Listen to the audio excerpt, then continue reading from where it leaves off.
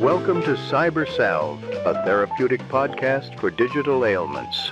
We're here to ease your online aches and entrepreneurial anxieties, one session at a time. With our host, Jordan Brannon, and today's guest, Warren Patterson from OrderEase. Today's worrying condition?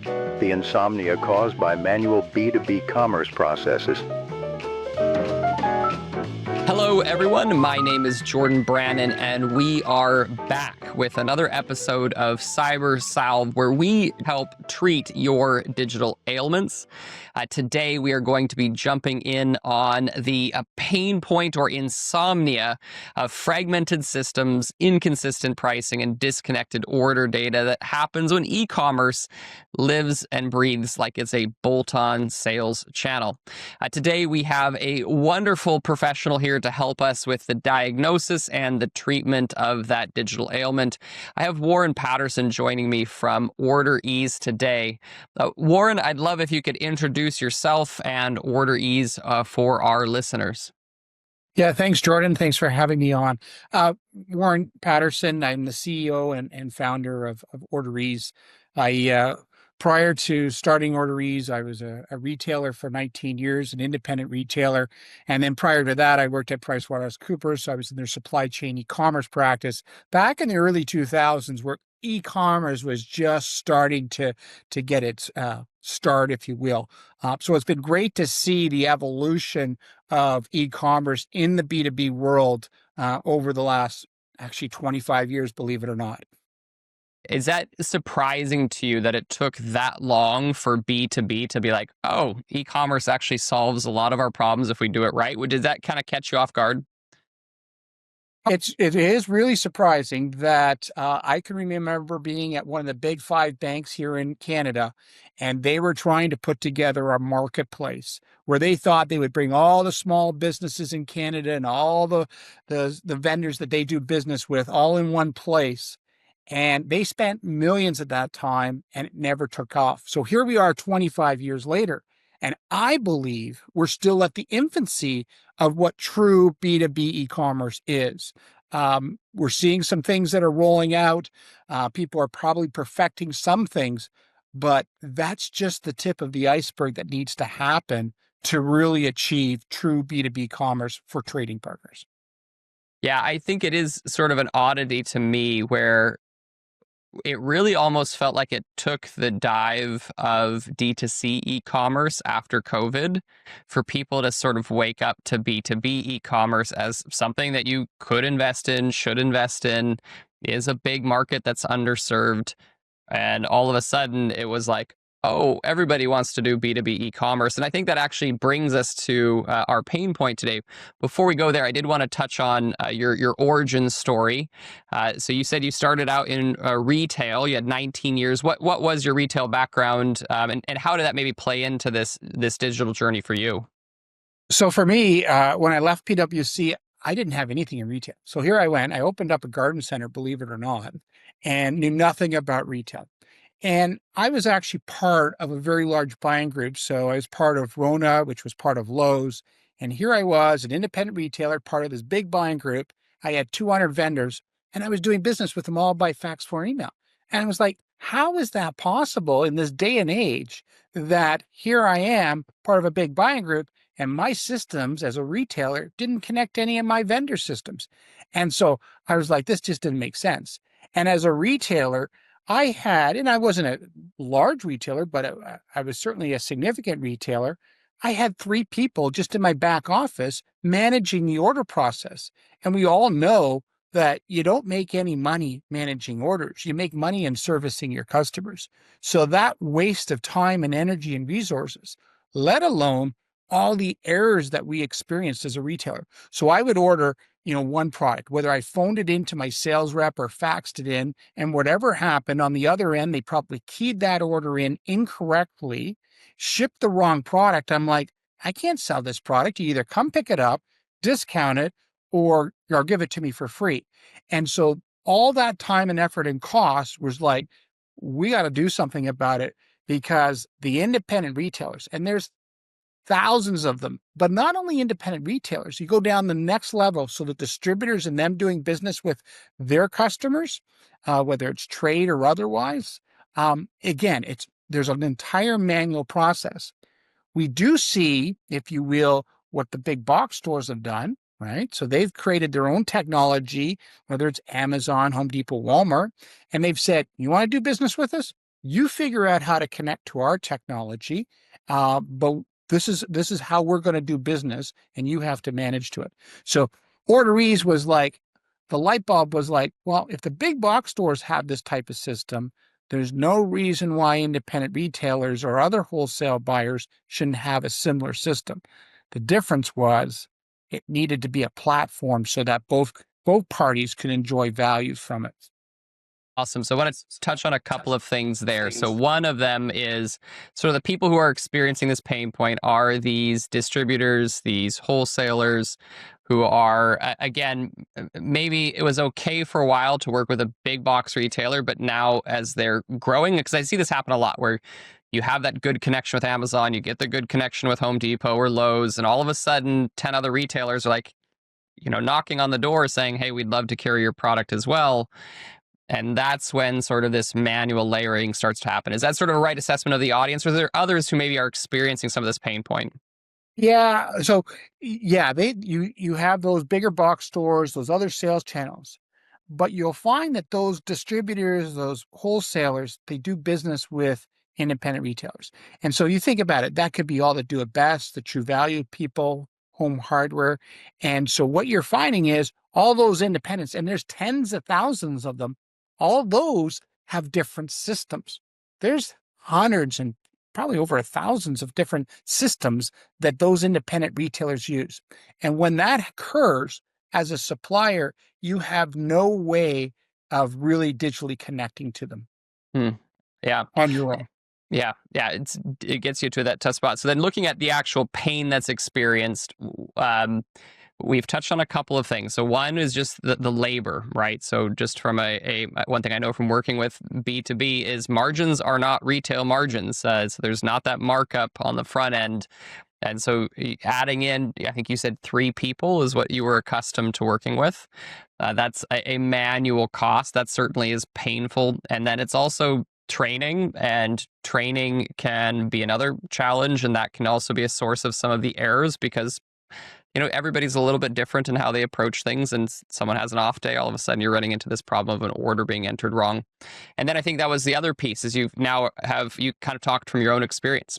Those mistakes are unacceptable to a customer, and they're going to want discounts. They're going to want free product. They're going to want an extra pickup, which all 3 have costs.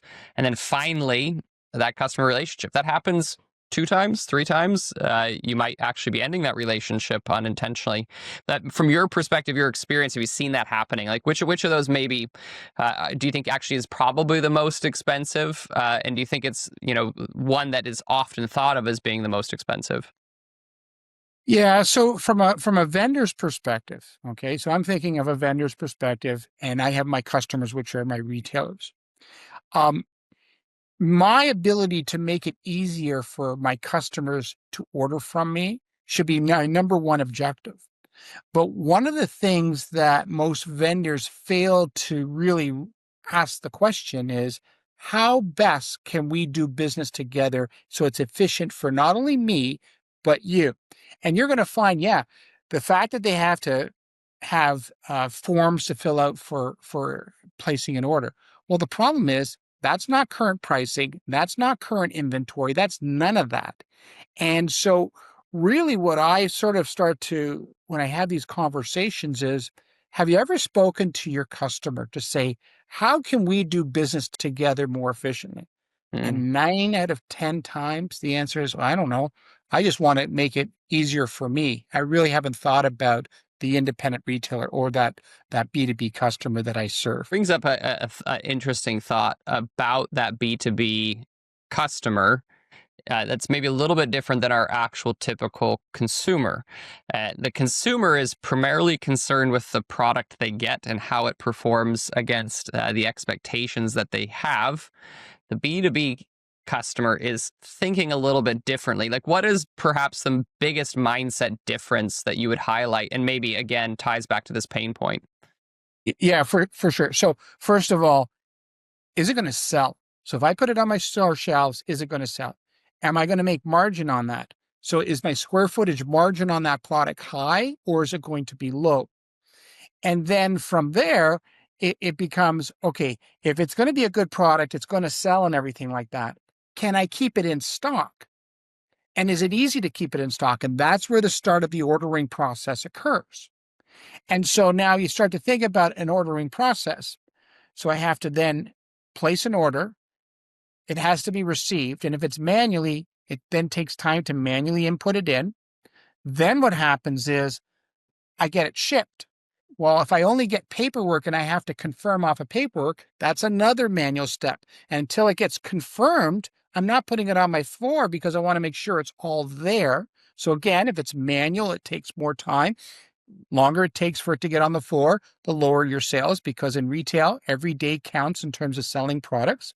And then finally, the cost of just managing the workflow for the invoicing, well, that you're not making money, so that deducts from that margin that product made.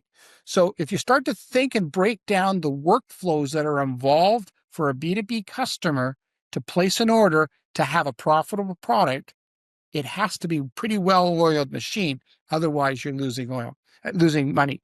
And let me give you an example. So we used to order a lot of gift products. And so you would maybe order, 50 or 100 items of gift products. So you would have a purchase order that was 50 line items long. Well, that takes a lot of time. And when those line items are only worth $20 because it's a little Christmas ornament, there's no money in it when you start managing it, touching it, and all that. So again, your type of product that you're selling into your B2B customer, the value points, those all impact that relationship. So if I was a distributor or a wholesaler, I'd be starting to think about how can I make it easier so my customers can make more money off of my product. I think you actually, a couple other thoughts jump to mind. I've heard this from one of our customers in the B2B space. They say one of the fastest ways to make a product look bad is by not putting it out for sale, which is they just sort of that mindset shift. They realize with some of their customers that process of getting the item from order date all the way out to a showroom floor or even listed on a website took so long that by the time their season was really in action, the typical timeline was too much. This was particular a brand manufactured skincare products really for sun protection. And so they have this window of May to July where people are buying a bunch and then they just don't buy. And so when their customers were starting to shop in March, and that process is, get the inventory out to them by mid to April, and then all of a sudden they're waiting for another month for inventory to happen, to be accepted, to be shelved, to be priced, all these sorts of things. Or there's an issue, right? Like you don't get the quantity you want, something gets damaged. All of that becomes a barrier. The next season, they don't get a renewal. That contract doesn't come back through. And they say, well, why not? Well, it just didn't sell last year. Well, it would have, but you've kind of killed that because of that order process being so manual. So that's a really, really interesting call out. You had sent us over a statistic that I thought was really helpful in sort of quantifying this pain point. You said 19% of B2B sales are fully digital end-to-end, but that's despite over 80% of buyers preferring to order online. That seems like a massive disparity that really needs to be addressed. Correct. And here's the reason why. So here I was sitting at a retail store, and at that time there were some suppliers that started to pop up these websites that I could go log in, place an order. So now think about it. I'm going to have 200 different user IDs, 200 different passwords, 200 different user experiences. Well, that doesn't make a lot of sense to me. In addition to that I'd be sitting there and putting my order into their website, making it nice and easy for my supplier, but I would then have to print that order out, swivel chair it, and key punch it in. So I was like, nah, we're not doing that. So the adoption just is not there. because there was no value for the retailer, for that B2B customer. And so therein lies the first problem, that if you're going to create something, you have to think about what the value you can provide to that B2B customer. Good call out. Now, in terms of looking at how brands start to mitigate this journey, they're coming out of that full manual process. Someone is keying the order manually. Someone's taking over the phone or a fax machine, or you've got an in-person salesperson who's sort of doing, kind of the legwork there. What is the sort of the first way that brands kind of take the step towards treating? I like to call this the essential oil. What's the peppermint oil here that it kind of works some of the time. It worked for grandma. What is it that they're taking? Maybe what are some of the gaps that still exist there? Yeah. So here's the first thing I would do. Most distributors, wholesalers look internally to try and solve this problem. And I've sort of alluded to it. The first step would be go to talk to your customers and start to ask them. So if we were to make it so that we were digitally connected end to end for all workflows, what would it look like for them? And now you start actually designing the map or the solution that will work for them and for you. Because unless it works for both of you, as I said before, it's not going to be a good solution. So that's number one. Then from there, I would then look internally and start to break down all my internal processes, from how do I get product information? How do I get images? How do I get pricing, inventory out to the customer? And then from there, the workflows from the orders to shipments to invoices. Okay. So that's the beginning process. And then, so looking at when is it really appropriate for someone, either by size, volume of order, where like something that is like, again, the medical treatment like OrderEase, when is the sort of the right moment to do that? Is that actually earlier than a lot of people say, or, are they most brands you're talking to, most B2B companies you're working with, are they coming too late? They're already sort of in pretty deep into the medical weeds and they really need an emergency intervention, or what is sort of the right time? First of all, anytime you have a manual process that you can replace with a digital process, you should do it. So anytime's the right time. So that's the first sort of principle that I would have. The second principle is, if you're a new business, no, don't start there. Don't go digital right out of the gate because you don't understand your business. So no to new businesses, yes to anybody other than a new business.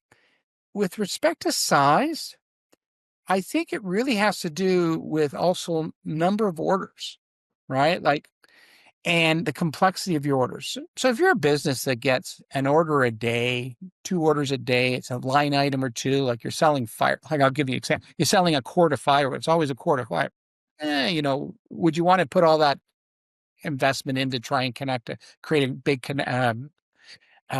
solution? Probably not.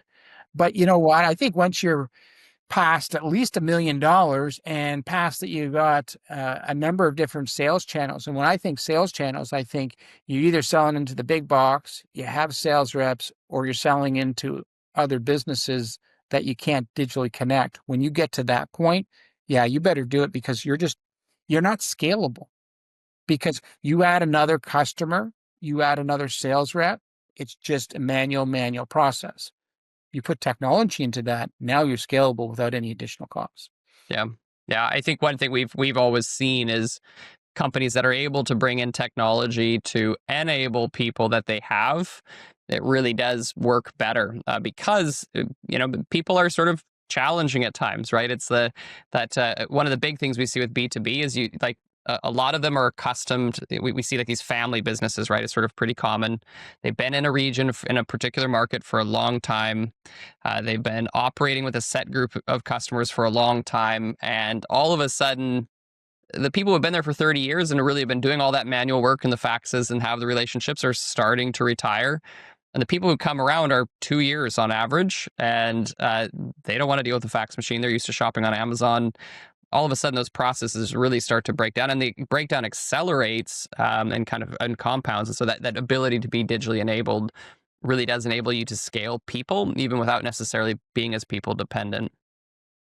Yeah, I have an example in my head right now Mm, where we have a young generation, so 25, 23-year-old young guys that are building a business, but they're building it with a technology first mindset. And they're now walking into big box stores and they distribute products. So it's technology first on a product distribution business. And they're walking into the big box stores and the box stores are saying, I wish all our vendors had that mindset, had that technology capabilities, because you will make a difference to us, to our business. And that's really interesting. So, like you said, those older businesses have their way of doing business. They could possibly be overtaken when these new businesses, these new generation comes up with new business thinking, for sure. yeah. So, looking at some of the proactive things that brands can be doing and businesses can be doing to start to treat this pain point now. I mean, so even before they're really fully enabled on a digital solution, what are some of the tripping hazards that get in the way? When we're talking about like physical health, we often talk about our diet and our sleep habits and how much we drink. All of those sorts of things as being Mm. drivers. What are the sort of those bad habits that maybe someone should be looking at, like cleaning up our data or something else that would really go a long ways in terms of moving to a digital first mindset? For sure. Like, data is probably the number one thing that when you move to a digital solution, you highlight your weaknesses. We have customers where you'll have images over in this Google Drive, images on Mary's computer. Images are not of high quality. Images are only one image of a product. You could have, pricing that's kept in an Excel spreadsheet, but the formulas are always broken. So I would say your first thing is to, first of all, get your data consolidated, get it solid, get all the data points around a product, whether it's the attributes, the weights, the size, get it really solid, because as soon as you move digital, it'll show your weaknesses. So for sure, data. I know from our standpoint, when we are kicking off a new project, we're working on marketing, we're working on website redesigns, things like that. So often that is the biggest tripping hazard is, well, what's the price of this particular product? It depends. Well, it depends on what? Well, Mary. Mary is the one, and she's got the spreadsheet, and she knows how to work the spreadsheet for this particular customer group. Well, how does Mary know what this particular customer group's discount is? Well, address field line 2 has been modified so that now it contains a particular discount permission for that customer. Address field line 2 is what governs price rules. So yes, that it is definitely a really big challenge for sure, and one that gets if you clean it up, if it's maintained, if it's current, it does seem to go a long ways. Talk to me a little bit about sort of the wins that happen when you do unlock and you do get to this point. Working with OrderEase, you can maybe cite some of your own case studies, but obviously you don't exist in a vacuum. But that shift to finding a good solution provider, a good software provider, a good vendor who does help you make these customer connections more meaningful and more digital. Right. So, first of all, and you just touched on it, wholesale B2B is complex. There's a lot of rules around the order. It's not like consumers where you buy one and it gets shipped for $5 and that's the price. In wholesale, you're right. You have different pricing for different customers. You have different order minimums based on where they are geographically. Could be based on the type of product. So if it's a big bulky product, you have to have different order minimums than smaller stuff. So when you start looking for solutions, being able to understand the complexity of those trading relationships and the rules around them are really important, because then from there, you can start to say or ask the question, well, can you handle these types of things? And can you now start to tell my customer when the truck is half full versus full? Because I'm not going to ship anything under a half truck. So those complexities need to be built into a digital solution. And when you get that digital solution, so now you're able to configure your trading relationships onto a platform. Then the next question you need to ask is, okay, so where can you deliver this data to? So who can you now share that? Can you share it with Amazon? Can you share it with Home Depot? But can you share it with my little John's nursery down the road there digitally? And how about my sales reps? Can they access that information when they're in the field? Okay, now we're starting talking about how that information can be shared, whether it's pricing, inventory, images, process, products, all that can now be shared.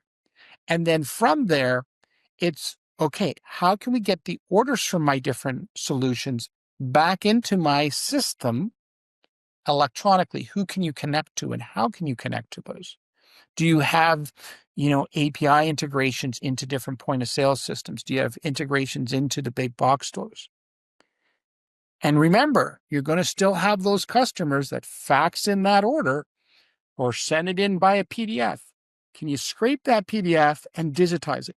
So are you able to take my entire order process and have it through a single sort of order management solution that then can tie into my ERP system? But it doesn't stop there, because a lot of business have a separate warehouse management solution, a separate logistics solution. Can you put that information into those solutions and then grab the information when it's been shipped and update my customers? Can you update still John's nursery that this order has been shipped and this is what's on the order and this is the date and here's the tracking information? And then finally, it's the invoice. Can you now create an invoice based on the product shipped and deliver it to all my different customers? So if you start to think about what you're really trying to achieve here is really a solution for you and a solution for your customers that works.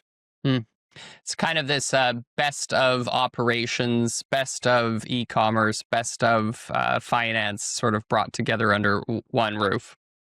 Yeah, correct. But you don't need to even go that far. Let's assume you already have a portal, you have a website where your customers come and order. Great. How can you help them now get that information when they do place the order back into your system?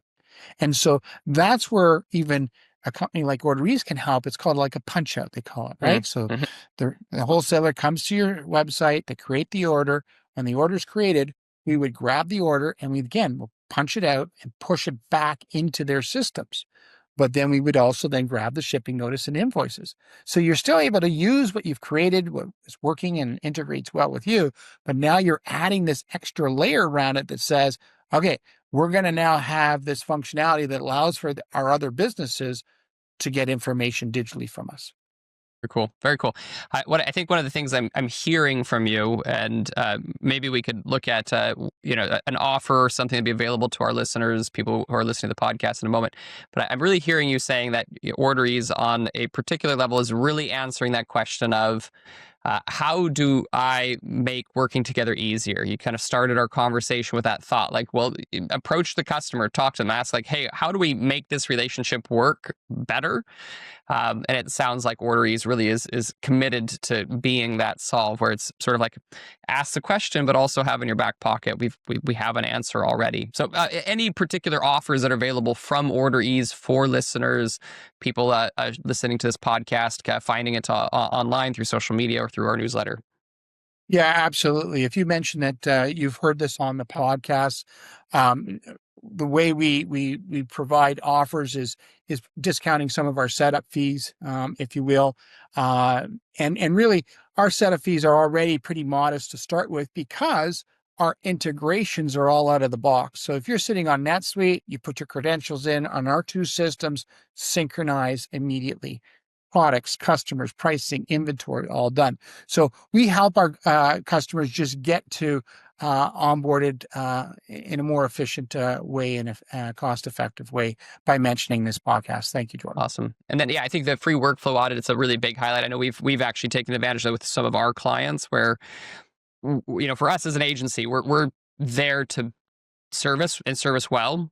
And sometimes it's the ability to say like, hey, we need to bring in some experts, here to help with that. And so I know that's something our clients have appreciated working with OrderEase already. So Warren, so appreciate your time today. I really appreciate your expertise and your background. And if anybody is out there and is looking for a solution, they're in that spot, they're experiencing these pain points and they're saying like, that is the good medicine. Go ahead and reach out to Coalition and we can get you introduced, or you can visit orderease.com and make that connection today.